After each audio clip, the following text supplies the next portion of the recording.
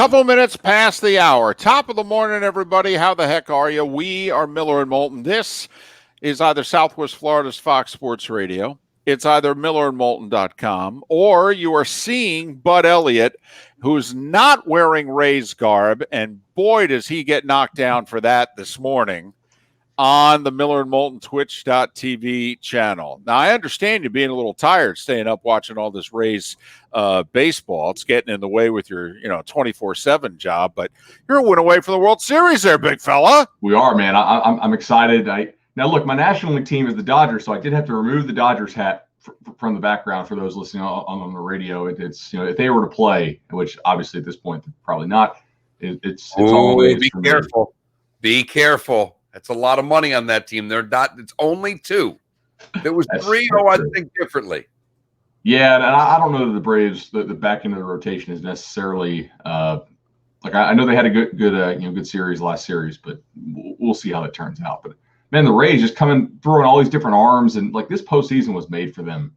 The lack of off days, the pitching depth. This is great.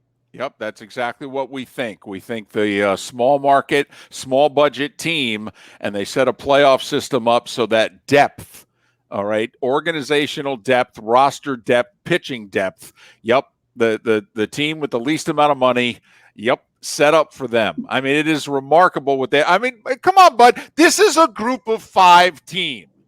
The best team in college football. It's a G5 team that they have so much depth that they don't have a whole lot of big egos on the team, so that they're free to experiment.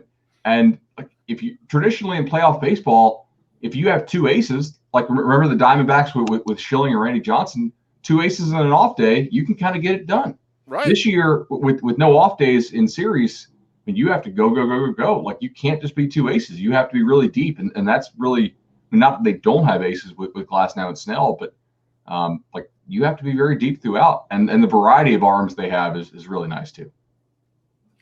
All right, I want to get to group of 5. Since you said group of 5, can we get to the game that I'm very interested in tonight? Because they've been wanting to play this game for seemingly a month and a half, and we've got Wednesday night football. And unless you are really into college football, I mean, our audience is into Ohio State or into Florida. But I'm fascinated by this game because both these teams are pretty good. And Louisiana might be a little better than pretty good for a group of 5 team. I mean, Louisiana went up and beat the team that might be the Big 12 favorite right now, Iowa State, by 2 touchdowns in the opener. And I know they had some defensive scores, yes, but ultimately, like they were more physical than the Cyclones were. They looked better on that day. Coach Billy Napier of Louisiana is a name that you're going to know. And he is going to be a coach in the SEC. I'm not sure this year because I don't know what jobs are going to open, but I'm willing to put money on it. He will be an SEC head coach within the next 2 years. He's a Saban guy. He understands how to recruit, but he's not like he's also a Dabo guy, right? He was on that staff. He understands offense. They play hard. They play physical. And yet Wednesday night, tonight, I'm really excited to watch this. Coastal Carolina is probably like my favorite team to watch this year. They're not the best team in the world, but they are so much fun on offense. And I feel that Jamie Chadwell, their head coach, he's super creative. They run like triple option from the gun with a bunch of like offset back formations, and they chuck it deep. Their play fakes are really nice. It's imagine if I'm sure you all have watched Tulane on a Thursday night at some point in the last couple of years with what Willie Fritz does there at Tulane with some of his gun triple stuff. Imagine if it's that, but better throwing. They really are fun to watch, and I think this is going to be good. Now, Coastal Carolina's defense is terrible, so I'm not really predicting an upset here because I think Louisiana should be able to score on them, not at will, but probably close to it. But man, Coastal Carolina's offense is so much fun. I like the over in this one. I did too. Yeah. And the only thing that scares me there is like both these teams do not really push pace that much. So we could get screwed in a situation where they're eating clock. We only have 9 drives each. Like it's not like Coastal's trying to run 80 plays a game. They're still a triple team, but I took the over as well. He's Bud Elliott of 24/7 Sports, also co-host of the Nolecast. You can follow Bud on Twitter at BudElliott3, Bud Elliott, the number 3. All right. Outside of Georgia, does SEC fan need to apologize to the Big 12? Because, boy, I watched a lot of SEC football on Saturday. It sure looked a hell of a lot like Big 12 football outside of Athens. I mean, I'm sorry that maybe the players are an extra star next to their recruiting ranking, but let me tell you, nobody can stop anybody anymore. I dove into this yesterday morning for an article coming out today, and I thought this would take me like 30 minutes, and I just kept finding all these different factors to explain, why SEC scoring is up. First, there is some bad defense being played in the league. I think you should look particularly at LSU. LSU, which gave up the SEC passing record to a team in Mississippi State, which has scored 1 touchdown in the next 2 weeks offensively. That's really not the best look for LSU. They gave up a 45 spot to Missouri.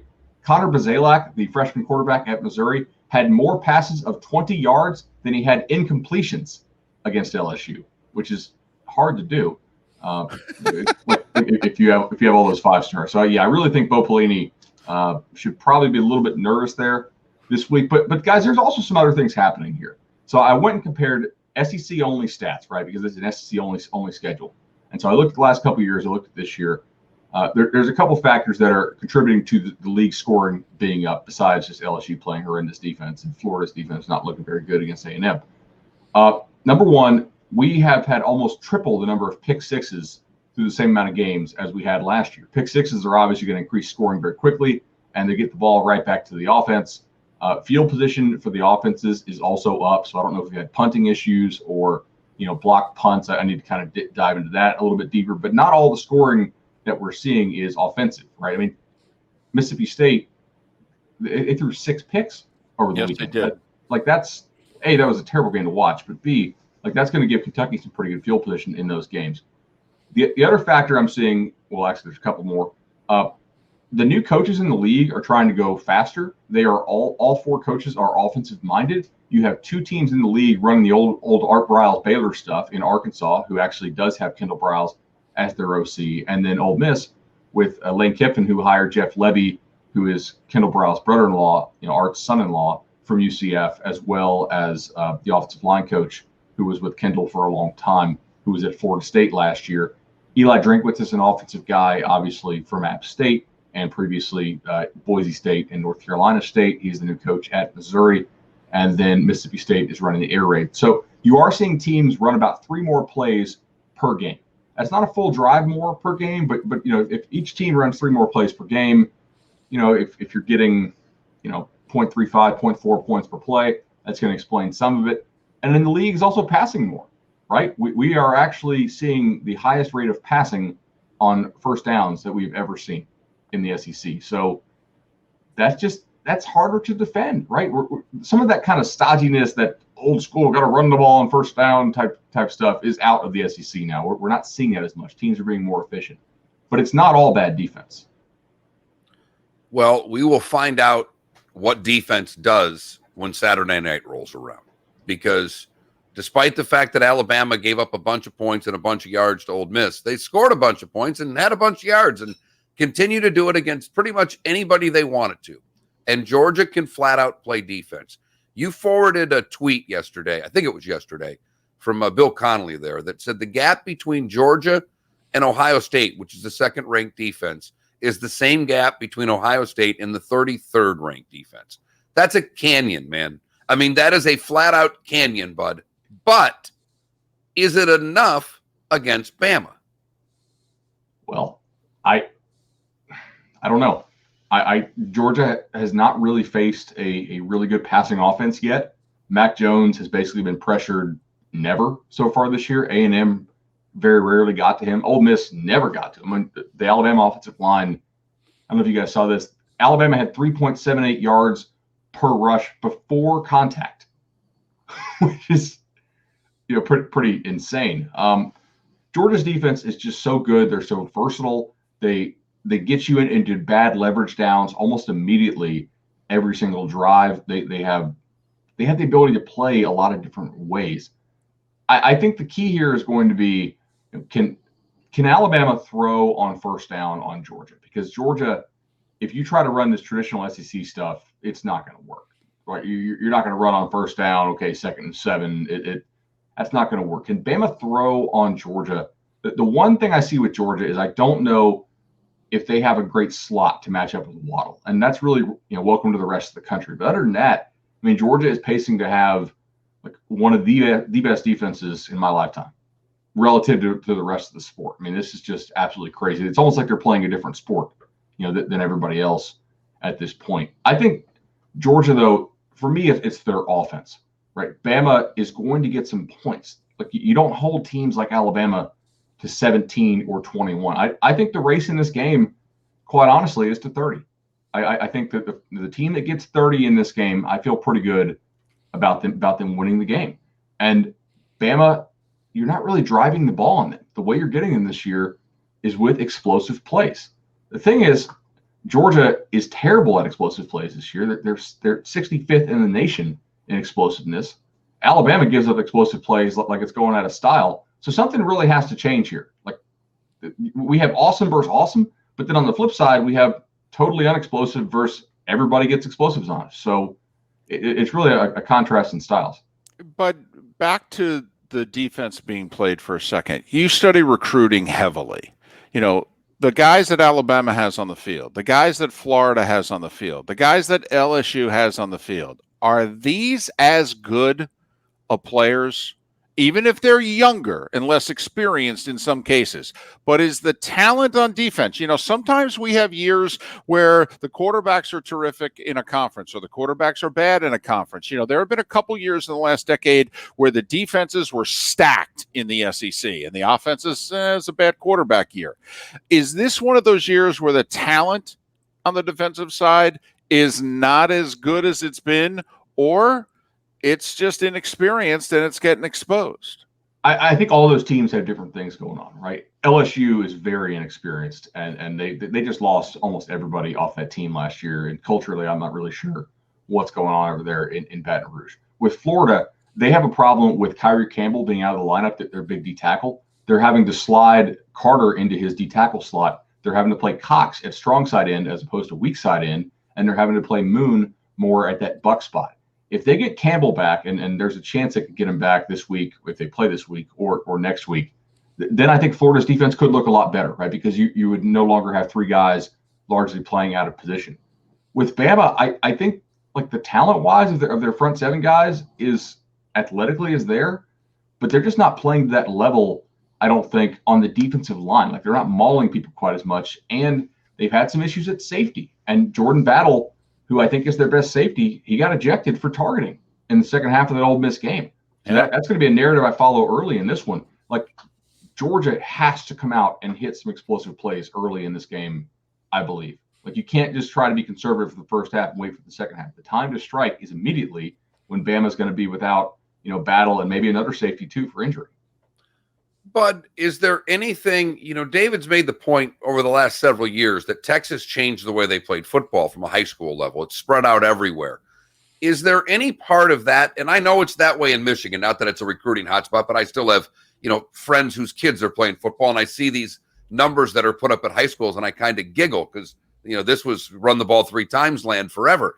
And is there something going on now just as a whole that kids aren't playing defense as much, that the kid that would have been the linebacker says, I can be the tight end, and that seems like a better path? Is there just more kids playing offense because the 7 and 7s are geared towards what? Offense. So are we just, is part of the defensive lull more kids wanting to be on the other side of the ball? Mark, it's a really good question. The only thing is I'm not really seeing that. What I am seeing is more efficient football being played at all levels, right? Like, we know passing the ball is more efficient than running if you can do it.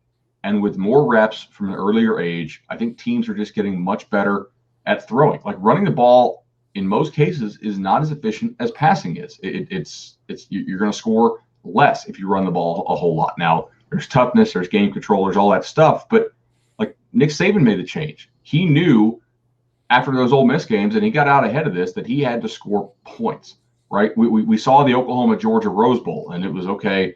Georgia's defense will shut them down. Ultimately, Georgia ended up going kind of wide open in that game, and they outscored Oklahoma because they really didn't get a whole lot of stops against the Sooners. I think that teams in high school throw the ball much better now than they ever have, right? And that's not just in Texas anymore. That's across the country. That translates more to the college game. Like, I don't think we're ever going back to low-scoring football because teams are just too good at isolating matchups, using the whole field. Quarterback play is better than it's ever been, largely, I think. I mean, do you know right now Matt Corral and Mac Jones have higher quarterback ratings than Burrow and Tua did last year? Like, that's not talent, I think. I mean, there's some talent there, but I think a lot of that's scheme. Well, Todd Blackledge said at the end of the Alabama Ole Miss broadcast, he said, I've been around football a long time. This might have been the best night of play calling I've ever seen from two offensive coordinators between Steve Sarkisian and Lane Kiffin. All right, we've got about a handful of minutes left. You knew Clemson was going to be up for Miami. I mean, they're almost like that team now in which they've got 3 games circled all year and they can throw their helmets on the field for the others. Did Clemson show you anything that you didn't already know, number one? And number two, has Notre Dame shown you anything that makes you think that in a month they've got something for them? Yep. Clemson's young defensive linemen impressed me more than I thought they would. And I've seen these guys up close and personal. I saw them in the Alamo Dome last year for the Army Bowl. Look, Clemson had a lot of defensive linemen out for that game, and they still ripped up Miami's front, largely with true freshmen. I mean, Miles Murphy, Brian Brzee, guys like that. So I think Clemson right now, they could get the benefit of the doubt if they lose a game and still win the ACC title game, given how well they crushed Miami. If Miami goes on to take care of business and finishes like an 8-3, level team, and they're still in the top 15-ish. With Notre Dame, it's their offensive line is awesome. I think the defense is very good. They have got to find a way to create explosive plays on the outside. Now they'll get Kevin Austin back. Braden Lindsey is getting worked back into the lineup off his injury. But Ian Book's never going to be a guy who's amazing at pushing the ball down the field. So they have got to get those dudes on the outside to be winning one-on-one battles because they're going to be able to create them. That offensive line is very good. But if you're just one-dimensional like that, if you don't have that explosive threat on the outside, you're not going to keep up with the best teams in college football. You've got to be able to hit explosive plays down the field. All right, Bud. You talked about Miami and getting whooped up. Pitt lost to BC, and I don't love Pitt. I've watched a handful of their games and fortunately got out with a push because I got it too late in the Louisville game and only got it at 3. But that being said, Pitt can play a little bit of defense. They're really physical. When I saw this line, I was confused because Miami didn't look very good, and they're an 11-point favorite against a team that is physical and plays good defense. Did that line look right to you, or was I seeing something that you saw as well? No, I agree with you. I actually bet Pitt, and I bet the over 51, and I've misread the market on this one because now it's 10.5 and 48.5. My read on this was, look, both these teams are probably going to struggle to run the football against the opposing defense, right? Pitt can't run the ball against anybody. And Pitt doesn't really allow any rushing yards now, but they do allow explosive plays. Miami kind of ditto. They will allow the big play, and Pitt chucks the ball around a ton, and Miami wants to play with tempo, and Pitt's actually not that slow this year. They play a little tempo themselves. So I thought that the over-under should be around 56.5, and I made the line for this 8. So when I saw 10, I went ahead and grabbed it.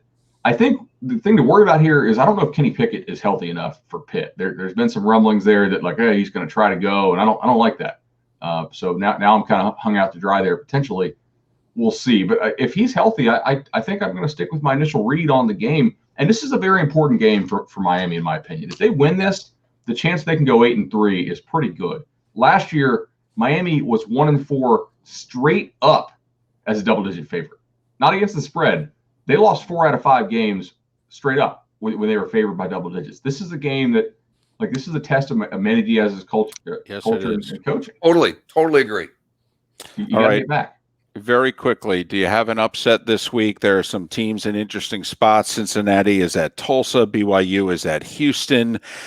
Even North Carolina coming off a couple of big games. Could they be napping going to Tallahassee? Florida State seems to have found an offense in the last 2 weeks. And then give me your Bama Georgia pick. Sure. So I'm going to go 2 upsets. Mississippi State over A&M. A&M lost another receiver. I think Mississippi State's run defense is pretty good. And also Kentucky could keep, like, Tennessee is in the ultimate letdown spot here. Coming off the Georgia game, Bama comes into town next week for the Vols.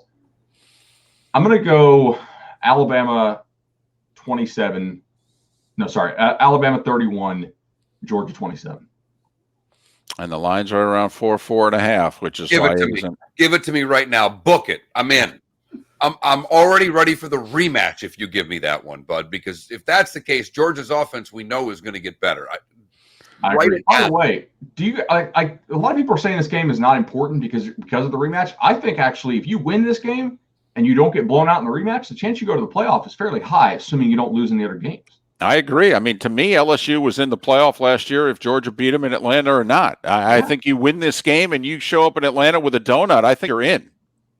I agree. He's Bud Elliott, 24/7 Sports. Bud Elliott 3 on Twitter. And don't forget about the Nolecast. Nobody knows Florida State better than Bud Elliott. Bud, good luck to your Rays. We'll talk next week when they're in the World Series.